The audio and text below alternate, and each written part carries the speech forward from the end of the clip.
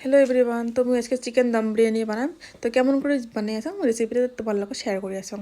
তো ব্রেস্তাটা আগত ভাজি দিলাম, তারপরে চিকেনটা ম্যারিনেট করিম। তার জন্য টক দই, হলদি গুঁড়ে, মরিচের গুঁড়ে, লবণ, এক প্যাকেট বিরিয়ানি মশলা, তারপরে ব্রেস্তা গুলে আর লেবুর রস দিয়ে আদা রসুনের পেস্ট দিয়ে মাংসটা পুরো মাখিয়ে আধা ঘন্টার মতন রাখিয়ে দিম।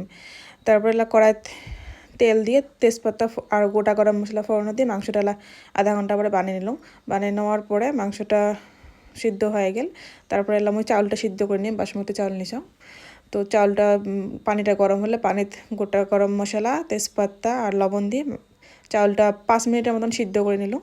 সিদ্ধ করে নেওয়ার পরে এলাম ওই দম দিম। দমত হাঁড়িতে আকত ঘিটা দিয়ে নিলাম। দেওয়ার পরে চাউলটা দিয়ে নিলাম।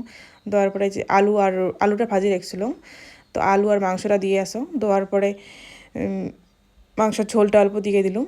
ঝোলটা দিয়ে দেওয়ার পরে বিরিয়ানি মশলাটা দিলাম আর ব্রেস্তাগুলো দিয়ে দিলাম। তারপরে সেম প্রসেসত আর ভাতটা দিয়ে দিলাম।